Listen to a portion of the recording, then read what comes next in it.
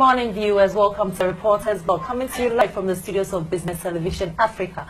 My name is Faith Watson, and my guest in the studio is in the person of Mr. Kakra Saki. Welcome, sir. Thank you, Faith. Well, so we'll go quickly to the business of the day, and we have a lot to discuss today. First of all, we will take the Today newspaper, and we'll be discussing some issues in the Today newspaper. Mr. Saki, there is this, is it a feature? Yes, a feature in the Today newspaper, and I would want you to just give a brief comment on how the whole feature came out. It says Ghanaians are the cause of the country's problems, and the writer took a dimension that I would want you to just give a brief comment about that. Yeah, thank you, Faith, and I have gone through the story briefly. In fact, I did not finish reading it because I think that we are losing some measure of professionalism in journalism, you know, and I will call the editors of this paper to order, in the sense that the story is full of insults. You know, but there is no substance. By an individual writer. Yeah, but you are using your paper to broadcast those insults. And you know, I also think that no matter what a person's opinion is, the write-up should have a touch of professionalism. Because if you read the story, the first few not even the first, about half of the story is full of insults, calling Ghanaians names that cannot be mentioned on television. Yeah. So I think that we shouldn't compromise, you know, professionalism for the sake of popularity. You know. Okay, well, so let's just go straight to the issues in our newspapers. And on the front page of the Daily Graphic, there is a story. President tells appointees, fine talk, time over. Roll up your sleeves, get down to work. That is what President John Dramani Mahama is saying to the new appointed ministers or deputy ministers. And this story can be found on page 3 of the Daily Graphic. Mr. Saki, fine talk, time over, roll up your sleeves, get down to work. That is what the president is telling his ministers. But one may ask, is this now the time that the ministers should work, or they should have started working earlier on? That's an interesting question, Faith. The truth is that, you see, if things happen around you, you tend to sit up. Okay. You know, you tend to get out of your comfort zone and tend to actually look at things from a different perspective. You know, they say fine feathers don't make fine beds. Yeah. You see, and I think that the president should really, from now on, really stand up to his ministers and call their bluff. I mean, he should be more stricter than this. You see, a situation where there's too much bureaucracy, there is too much diplomacy, and too much of strictness, you know, it doesn't bode well for managing any organization. Today's flexibility is better. You know, people have been complaining. You go to a minister's office and you hardly see them. Ministers work with people in a ministry, and some of the people have never seen the minister until they are changed or taken to another area. You know, I would just take what the president said. He said, let's roll up our sleeves and get down to work, he said, emphasizing that the people wanted deliverables that would make their lives better, not mere fine talk. And he also stated that your attitude plus successes you generate will help our government and people overcome challenging times that we face.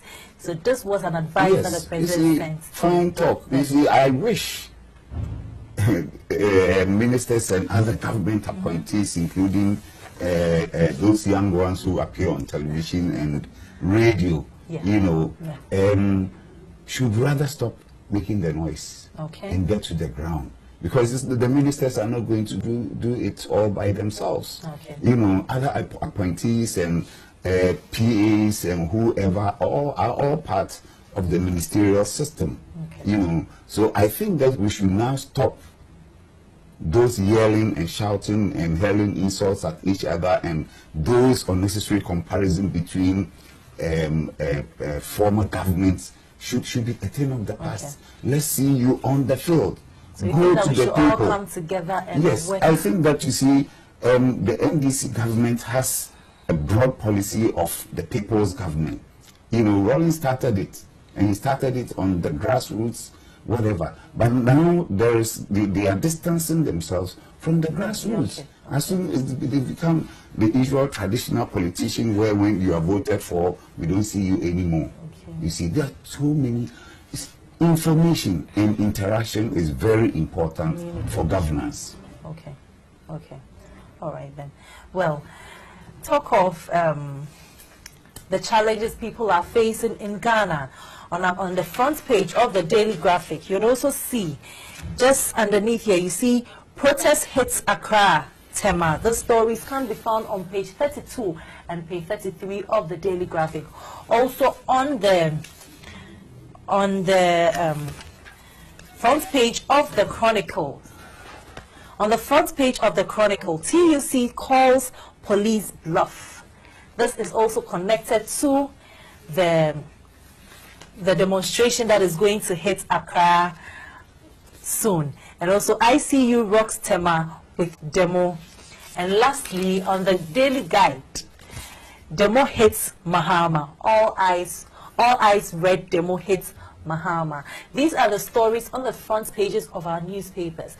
Doesn't mean our people are should I say we I don't want to use the word fed up, but then it looks like we've gotten to a point where demonstrations have become the order of the day. Everybody is going on demonstrations just to bring across their grievances to the government. Is that the right channel that as Ghanaians or as people in a community we should take when we are facing some challenges? Faith, you've asked the question many others or a few others have also posed, you know, especially on social network. The social network is now lit up with so many of agitations against government. And people have even put on Facebook videos of demonstrations in London and elsewhere. And I think that tells a story, you see. But to answer your question, yes, Jojo is better than war. You see, and the truth of the matter is that when people are angry, you should allow them to bring out their pent-up anger. You know, otherwise, if you bottle it, it will explode. You see, but the negatives to this is that we ourselves are scaring people away. You know, we ourselves as Ghanaians are scaring people away. I'm not saying that investors, visitors, other people. Okay, so due to actions like this. Due to actions like this, because you see, if a tourist wants to come, you know, all they think about is, oh, Africa, Algeria, Egypt, and all these. There is no peace. Yeah. You know, investors first of all wouldn't want to venture at all, and you give those who are already here a reason to either withdraw or, you know, adopt that tactic of should I stay or should I go? You know, it doesn't bode well for business at all.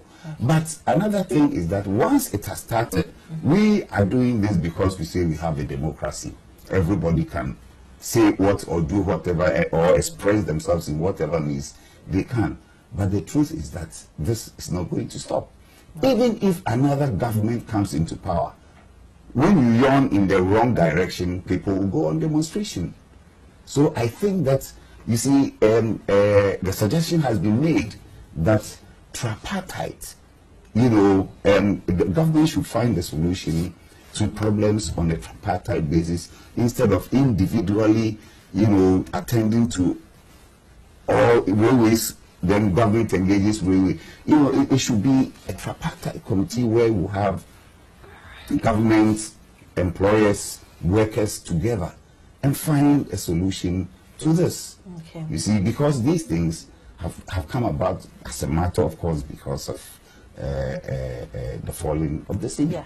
And also, I want to know, do you think that demonstrations, because recently we've had quite a number of demonstrations going on the streets of Accra and also in Kumasi and other parts of other parts of the region, but has the government really attended to the cries of the average Ghanaian? Because right now everybody is saying that prices are up, petrol prices have increased, transportation automatically has increased, and it looks like the average salary or what the Ghanaian is taking home is basically the same.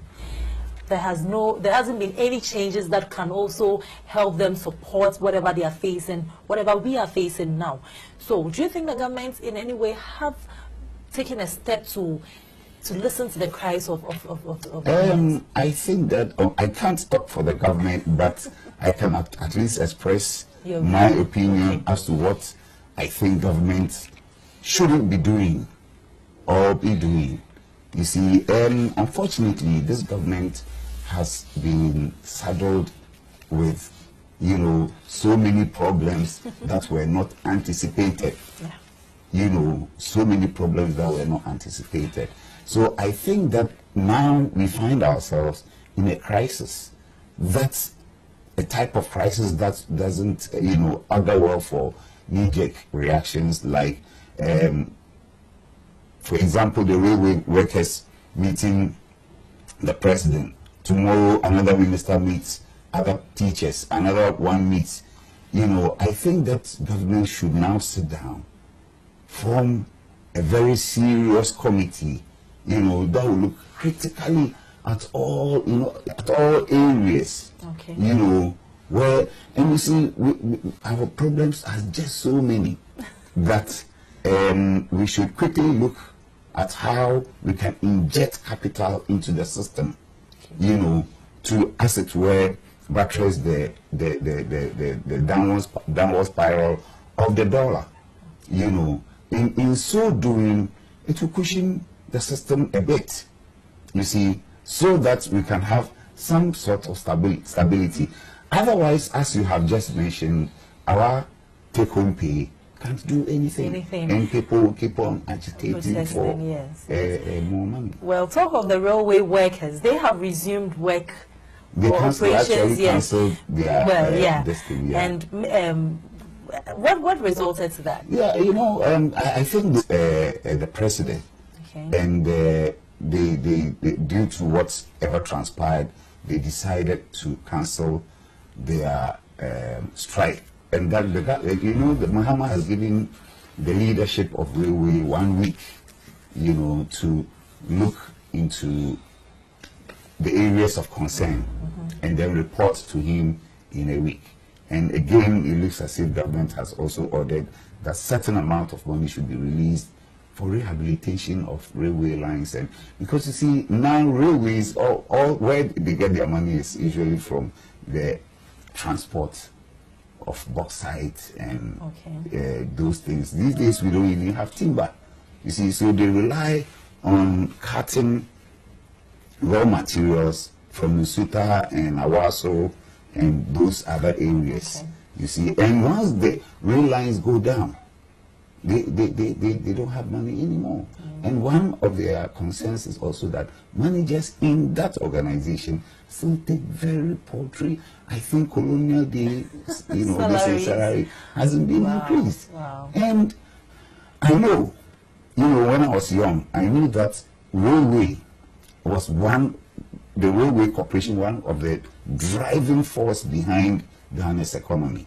And so many people have looked after children who have become very, very big people in the system now, who all work with the rail lines. What happened to our rail lines?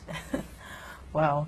Well, the rail lines really need to be revived. Oh yes, it really needs to be revived. Because you see, it's I think it's an alternative to our transport problem. Yes. You know, because elsewhere we have rail lines not only from Accra to Kumasi, but even from Adenta to say Kaswa. Well, it's you know, convenience. Yes. So, well, on the Daily Graphic, I have not resigned, says Wampa.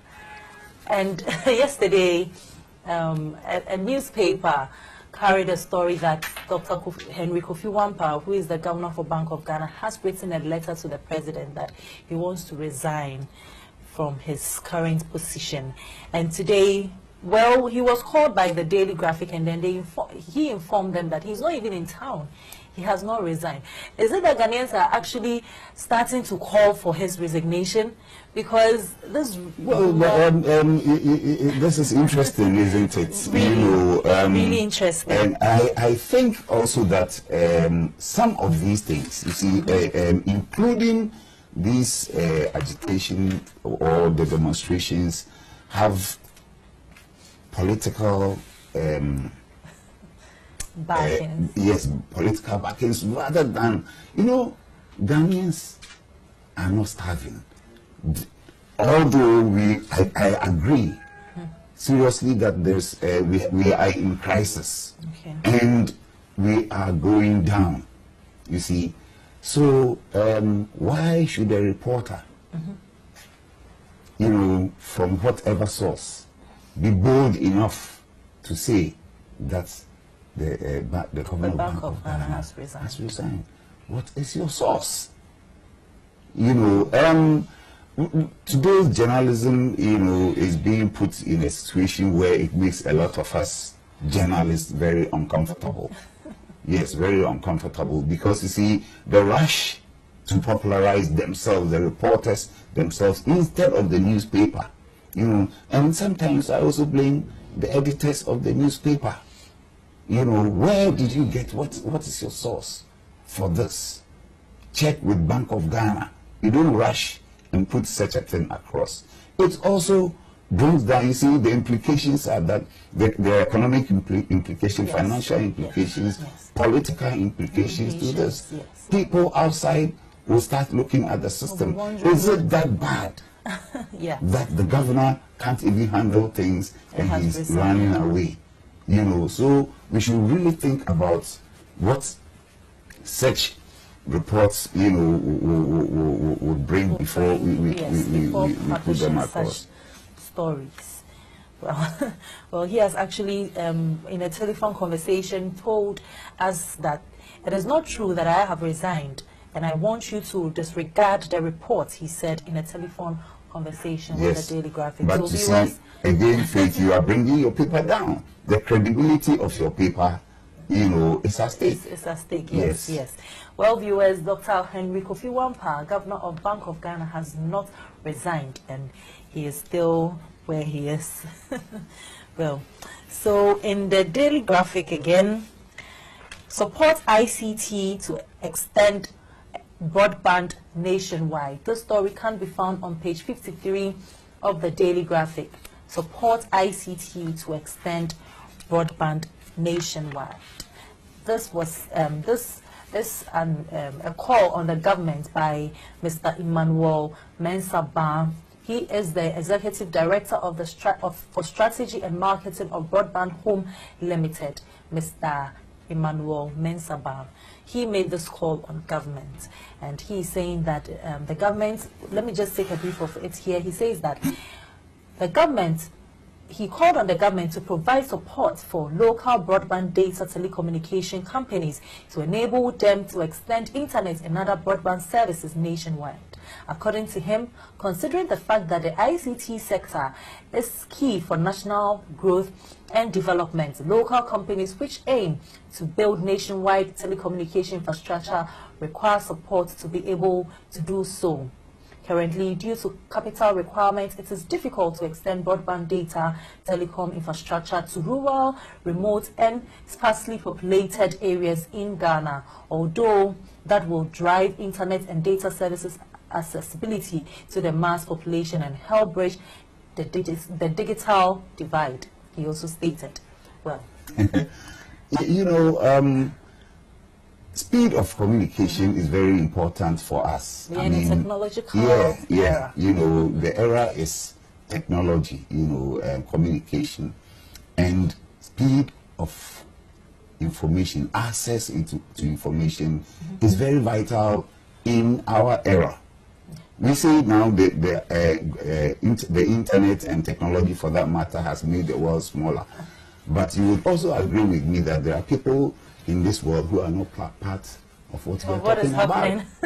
You know, they don't have any source of communication, and even those few people who have. But are there places like that? Let's use Ghana as an example. Ghana, that they don't have access to. They do have, but it is interesting. They showed it on television the other day, where people of that village had to all converge on something like a rock, climb the rock, and go there and talk and come down. Network. Yes, and I think the call from Mr. Mensah is very, very important.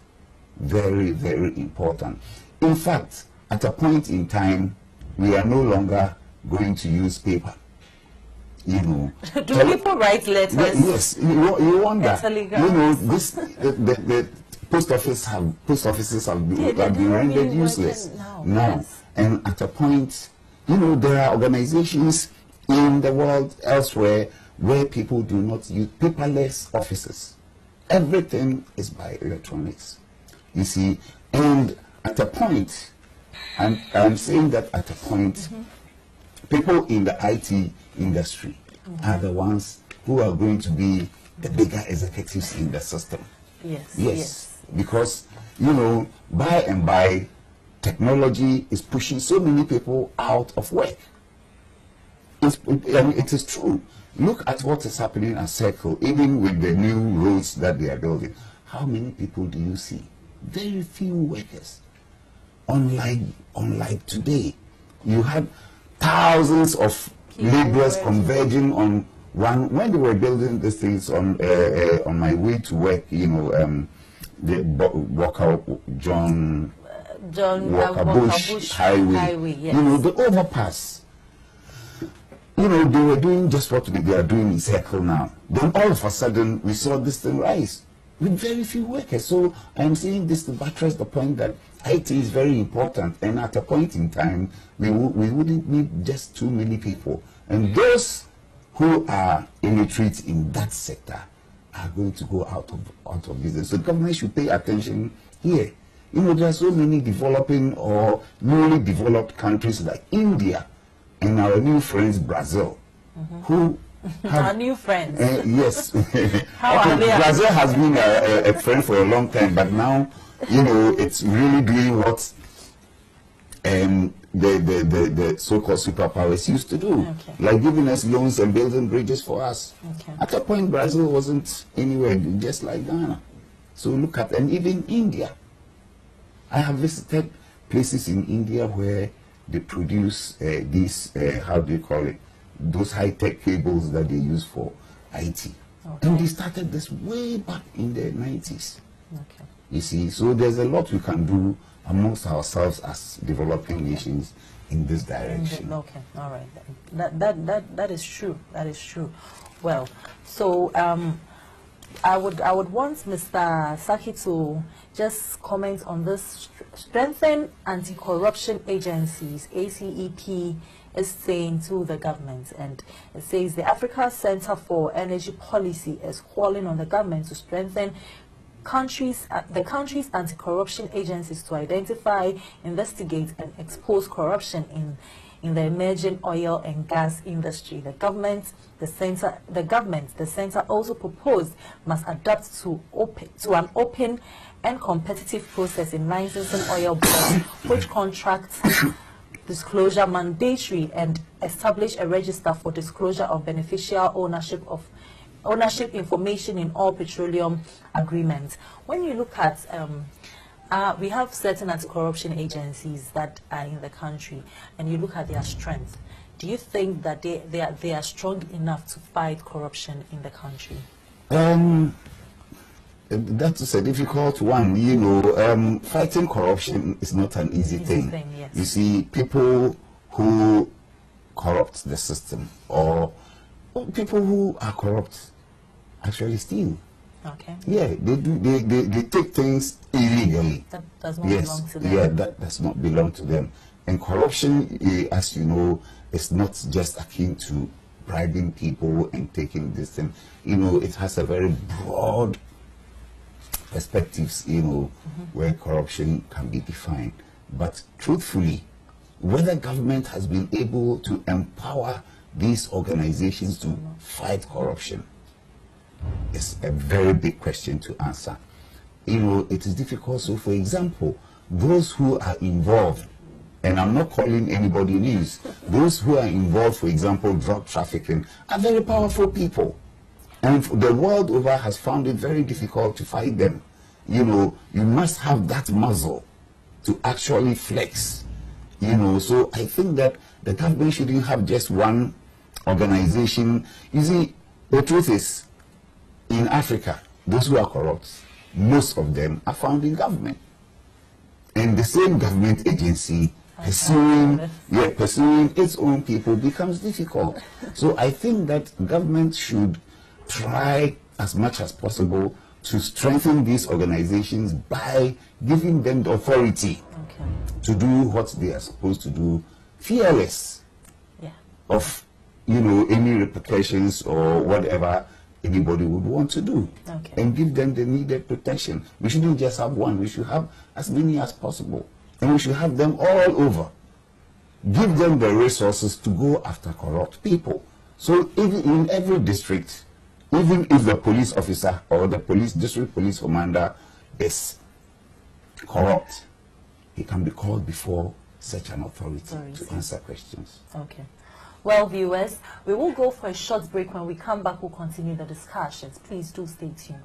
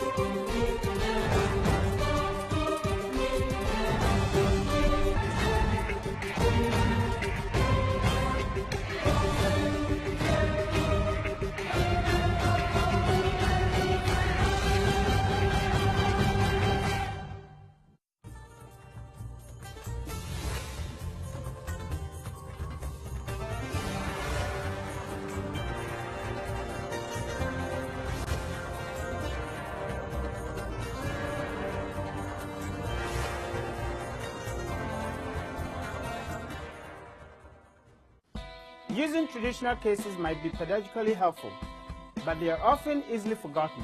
The business class is to enrich case-based learning for business ethics instruction, discuss sample cases that feature popular work environment, and allow students to learn how to use sample case studies. The business class aim is to engage and motivate students in a classroom. The business class is a unique TV show that presents a more corporate experience. Within the show and illustrate the violations of norms commonly taken for granted in a work setting and taught in typical business classes. The business class serves as a valuable tool to teach management topics that are often difficult for students to grasp. Watch the business class live show with an audience to help create bond between student lecturers and corporate Ghana. The business class makes every situation real for students.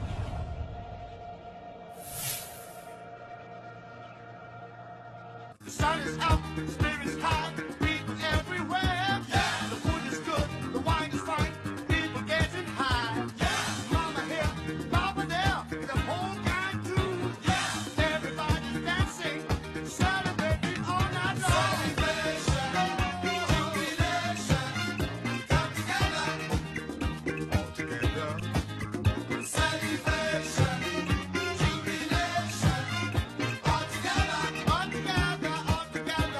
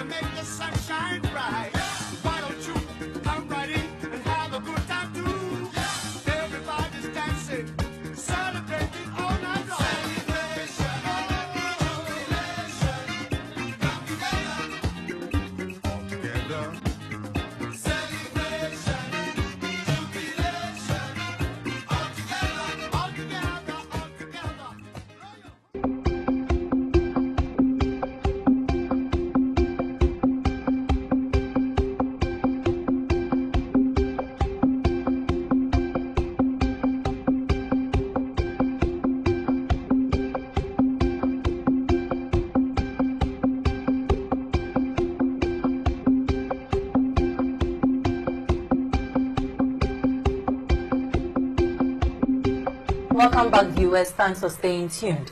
Well, before we went on the break, we had a discussion on ICT. And on page 49 of the Daily Graphic, there is a story.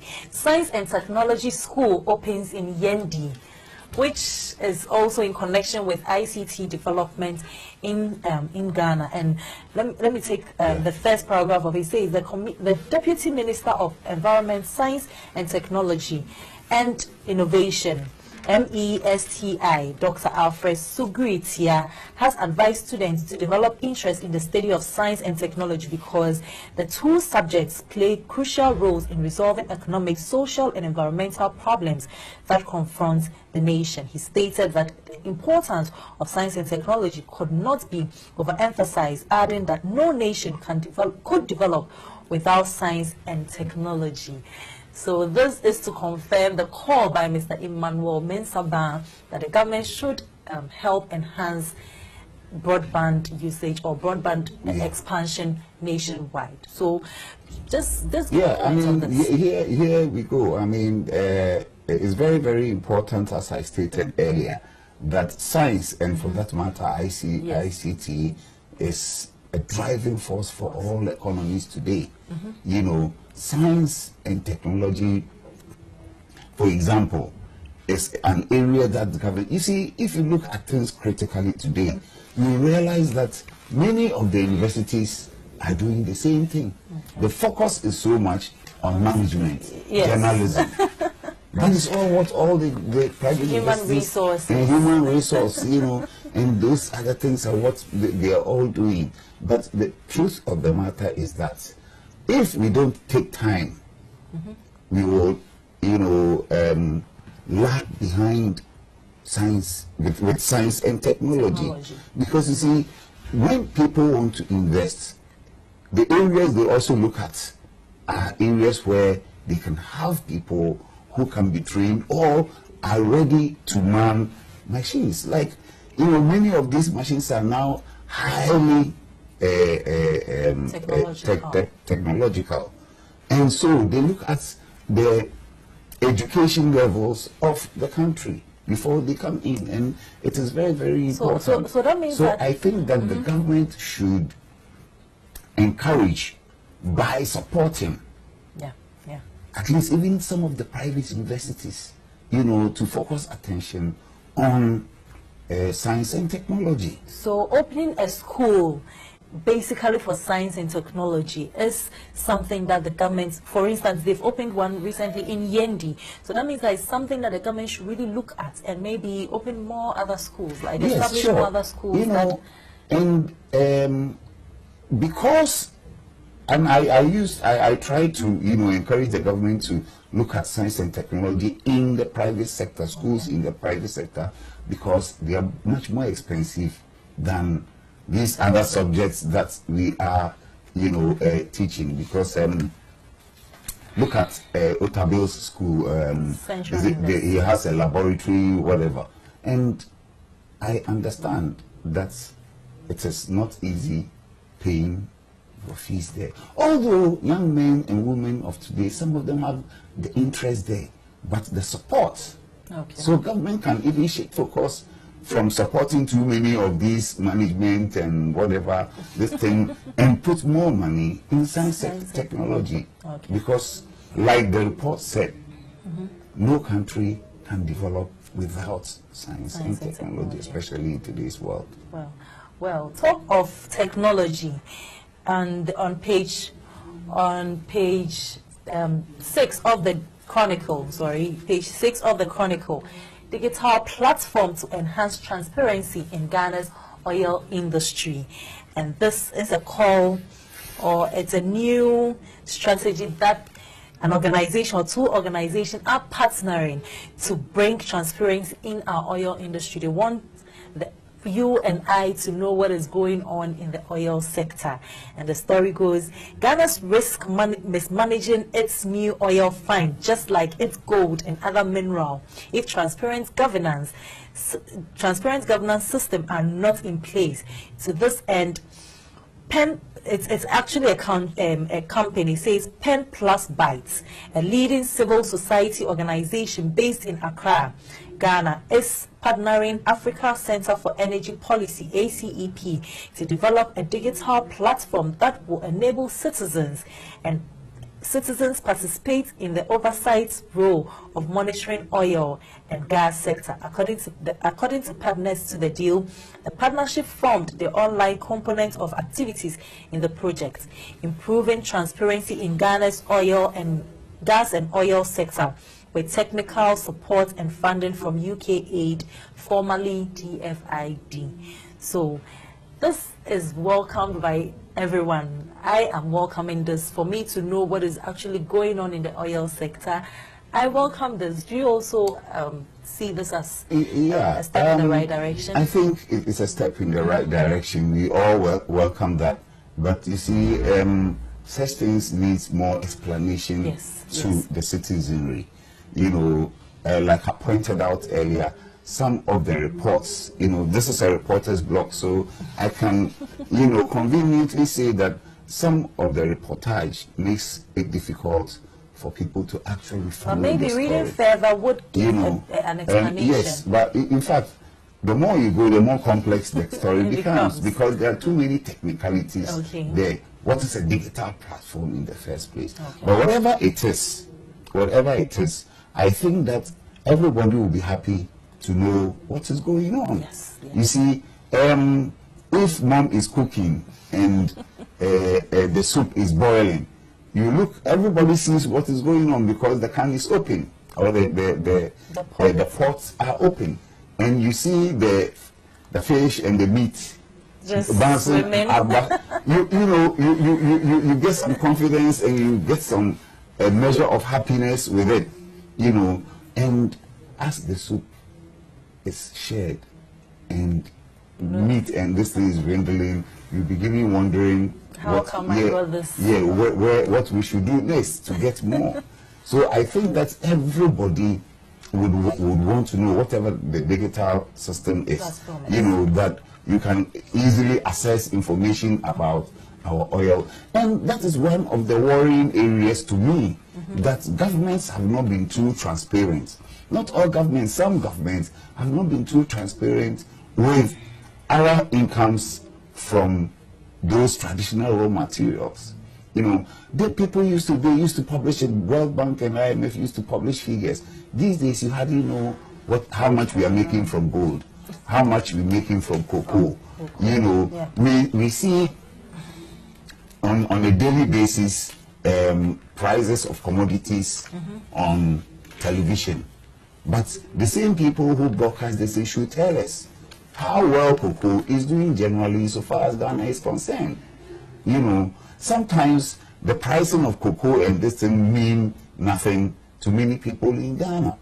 Tell us that, look, because of this, our economy is suffering because of the shortage or the price increase or lowering of prices in these commodities. So for this, I am very happy that at least you can just go online, or I don't really understand what they mean by digital platform, but we should have access to information. Because you see, when we heard about oil, we were all happy, very happy.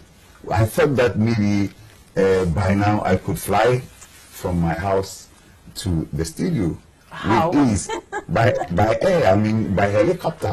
You know, maybe I'm exaggerating things though, but I thought that by now things would have been better than what it is. Yes, but then, you see, this oil has brought about a whole lot of issues, but then we just hope that the monies will be used for something that will be significant or will benefit every Ghanaian. Where is the oil money, Faith? That is a big question to ask, you know. Where is the oil money? We are not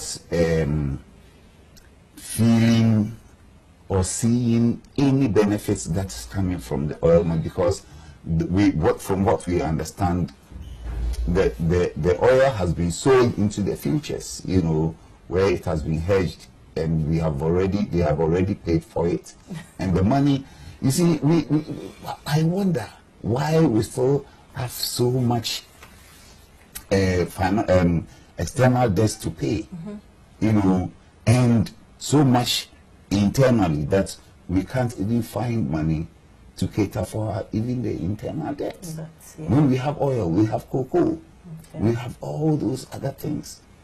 I think that, you know, yesterday's news, some of these lecturers have called, or is it the Association of Banking, whatever, they have called on the government, you know, to now focus on certain things. I think government should also pay attention to some of these institutions and organizations, you know, and try to get more from them. Okay. You see, because in actual fact, despite the fact that we have technocrats and bureaucrats and whatever in government, it doesn't mean that they have the experience to manage what they are doing. To manage what they are doing at all. Oh. We need some experience from industry, and government should listen to them and do accordingly. Okay. Well, on page 10 of the Daily Guide, Embrace Multilateral Trading System, Dr. Wampa. And the story, Dr. Henry Kofi Wampa, Governor of Bank of Ghana, has asked countries in West African sub-region to embrace multilateral trading system in order to enhance their participation in international trade negotiations. This call, you know, we've been talking about trade among our African countries, which has not really been very it hasn't been stable, because sometimes going through the borders of other countries, our neighboring countries, it's very difficult. So it discourages trading activities, because you don't want to go through all the stress that you go through at the borders. And we heard that recently ECOWAS held a meeting to talk about trade and how to make it more flexible for us, for the sub-regions to also trade amongst themselves. And Dr. Wampa is also calling for the same trade amongst us.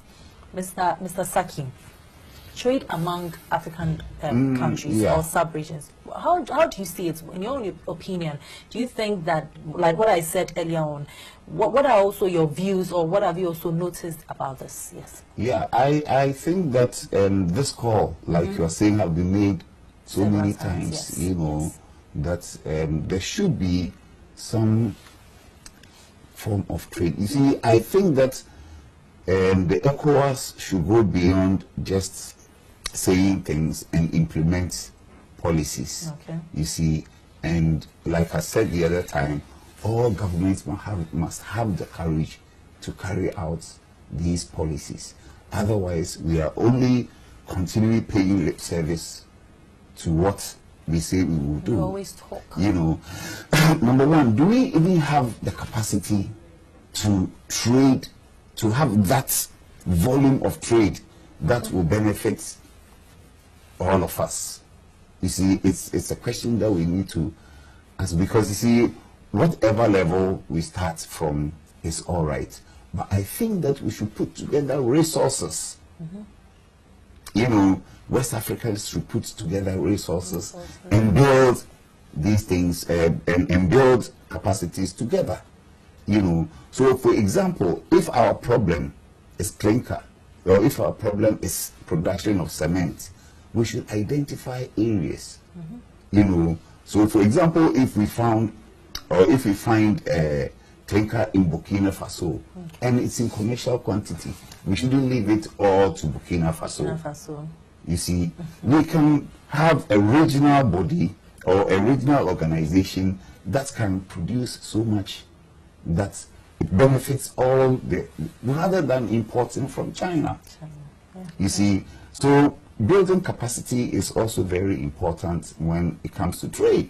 You know, we shouldn't, because, for example, there are so many things that West Africa doesn't have. We will definitely need to import them from outside. But how long is this going to go on? So once when we are building in here and it's not working, let's expand, you know, expand to other areas. You know, so like I'm suggesting, we can put so many things together to our benefit. Okay, yeah. Put so many. The West African gas pipeline, for example, is an excellent thing. You know, it is helping all of us. Oh, yes. You know, instead of maybe building a gas pipeline all the way from China. and the cost involved and all that. The Chinese will bring their own people to come and build. You see, and so Their own yeah, laborers. we can identify other areas where we can do things together, especially where our potential, we have the potential to do so. Okay. We have Well, the potential to do so. talk of trade. On page 11 of the Daily Guide, 20 factories threaten to shut down. And this is sad, because when factories shut down, it means people are going to lose their jobs, and the unemployment rate is going to increase. Well, the Industrial and Commercial Workers Union, ICU, has stated that over 20 companies in Tema have threatened to shut down if government fails to reduce excessive corporate taxes and address problems confronting the country's economy. Wow. That is 20 factories. Yeah, so imagine the number of people that are going to be rendered. Exactly. I mean, unemployed. this is what you see, and I really don't know the areas, but I saw on television in Tema, including some have shut down already. Many of them have shut down already, but if 20 more are going to go, then we are in big trouble. No. You know, I have said it more than once on this platform. And let me just take this. It says the companies could affect, the shutdown of the companies or the industries could affect 4,000 workers. 4,000 workers. Yes. You can imagine 4,000 people being laid off.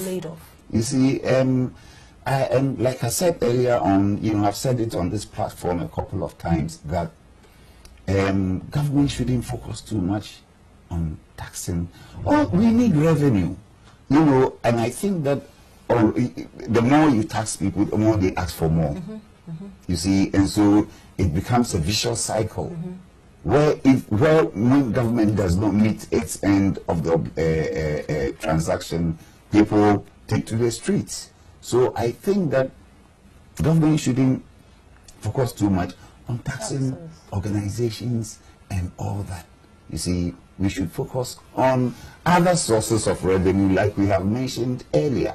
So if you see, it is the obligation of government to help, you know, through whichever means, to help organizations grow, become competitive, such that they can step out of Ghana and do something elsewhere to the benefit of the country, you know.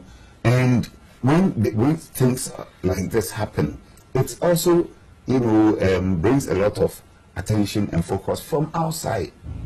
You know, attention and focus from outside, so it helps us ourselves. So if 20 organizations have threatened, you know, this is a threat, but it is also real. Yeah. You know, we can't ignore threats. You know, if somebody says that I'm going to stab you, you have to take it. Even if it's a joke, you don't have to just brush over it. So I think that government is in real deep trouble. Now, at this point, what can the government do? Well, they are saying that they want the government to take off some taxes, and that they continues to tax them. The government But already are they is not cash trapped, Yes, and because- looking for cash. And you are saying that, but you know, just as we sympathize with government, you know, we also think that the people are suffering too much to keep taxing them. Petrol tax, this tax, that tax, every day. And Mahama himself has said that, you know, he couldn't do otherwise than to take very unpleasant measures, you know, to bring in more revenue. And he thinks that our problems are not just a matter of the falling of the cedi, but because the so-called development partners are ignoring us. But why would the Because- development partners ignore us in the first place? Is it No, because you of see, certain it's things? because you see, the development partners are not happy with the way things have done. Yes.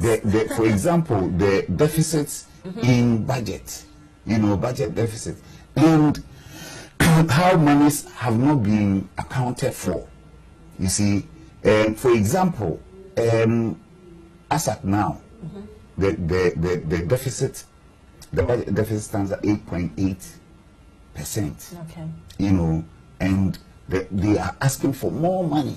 And when this government came into power in 2012,